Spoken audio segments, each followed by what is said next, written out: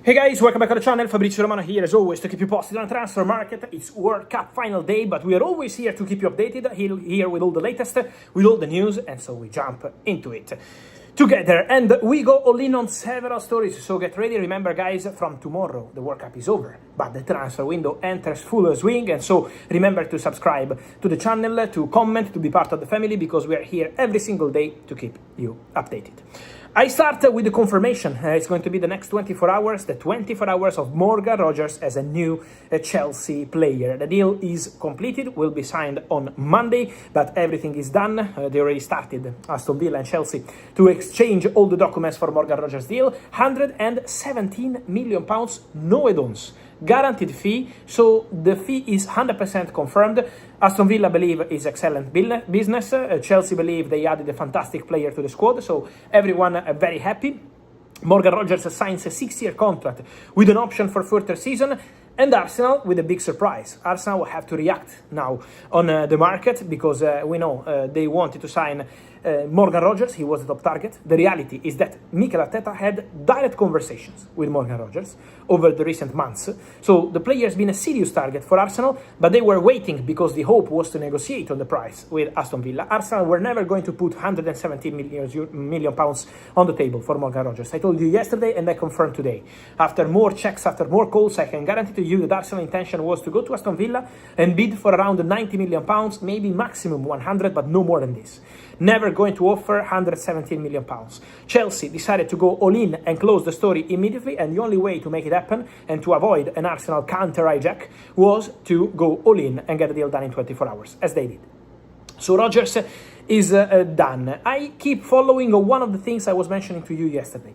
So keep close eye also to the situation of Yann Diomandé, because for Yann Diomandé, Paris Saint-Germain have a verbal agreement on contract terms with the player, but Paris Saint-Germain still don't have an agreement with Red Bull Leipzig. The negotiation is ongoing, the relationship is good between Red Bull Leipzig and Paris Saint-Germain. They did the Xavi Simons deal together, and not only so, the connection is quite good, but they still need a financial agreement between parties for Yann Diomandé to leave and join Paris Saint-Germain. So sometimes, guys, you see, Arsenal had an agreement close with Rogers, personal terms were not a problem, but then wait, and another team arrives. With Yann Diomandé, it's been 3-4 weeks, agreement on personal terms with Paris Saint-Germain, but then you have to close the deal club to club.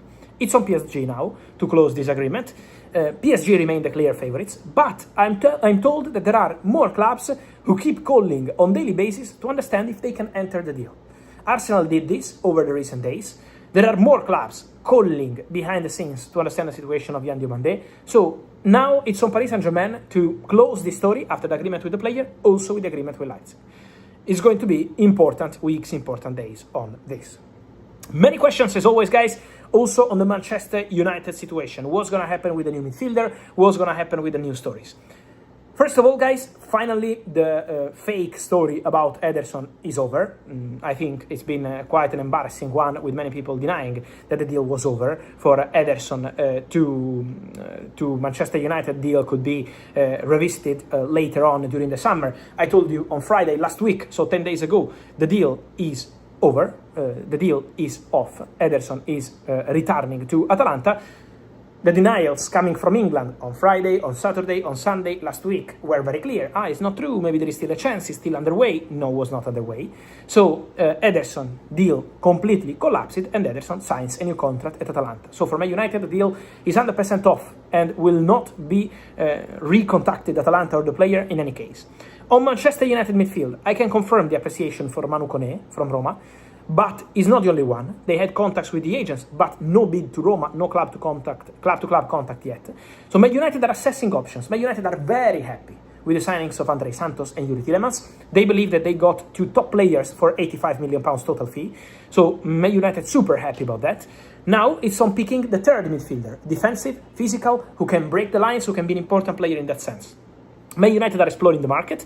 For Manu Koné, contact with the agents. He's not the only one. Man United are thinking about the ideal player to add, and then they will go very strong to get a new one as soon as possible.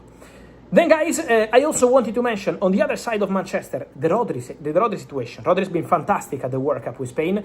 The real Rodri, the Ballon d'Or level Rodri, finally back. And I think we can also understand that. Rodri had many injuries, so it's not that Rodri dropped his level over the recent months just because he was not maybe training well or the rest, just because Rodri had injuries. Now Rodri is fit, now Rodri is ready, and Rodri is doing fantastic. Manchester City maintain their new contract proposal to Rodri on the table. They offered a new contract to Rodri in April. No agreement so far over new deal, but now with Rodri returning to Manchester after the World Cup, they will have a chance to discuss again, and Man City still hope to reach an agreement with Rodri. The bid is still on the table. It's on Rodri to decide. Many of you ask me, but Real Madrid still have a chance to enter the deal. Real Madrid could still be there for Rodri. At the moment, guys, what I'm hearing is that from Florentino Perez and from Real Madrid management, there is no green light to proceed for Rodri. At the moment, the Real Madrid-Rodri track remains quite cold, as of today. Should that change over the summer, I will come here and let you know.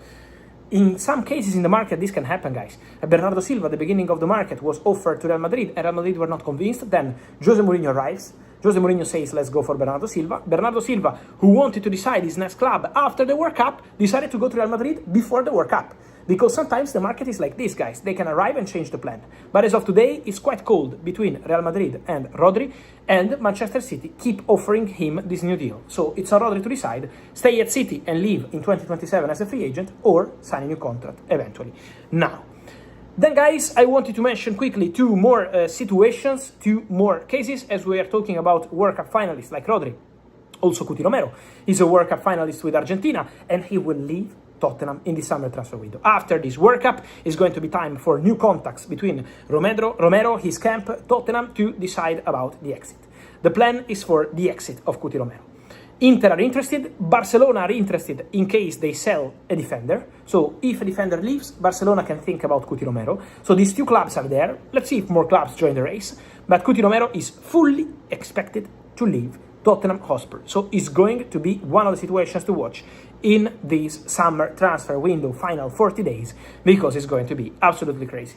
And let me finish with a story I've been telling you for weeks, and now it's going to be official next week, and it's about Jurgen Klopp, because Jurgen Klopp is now set to become the new German national team head coach. The deal is completed, 4-year contract, Nations League, Euros, World Cup 2030, and then Jurgen Klopp to Germany is, here we go, 100% confirmed since weeks. Just a quick note, also Crescencio Somerville. Roma sent a bid for Crescencio Somerville. Why Manchester United can't move? Aston Villa are calling as well. Roma are working hard to close the deal. Why Man United are not advancing? Because as I told you in my videos every day, Crescencio Somerville was one of the options in the list at United only if and when Rashford leaves. At the moment, that's not the case. This is why Man United are yet to move for Crescencio Somerville. On this and much more, guys, I will see you soon. Thank you. Here we go. Ciao.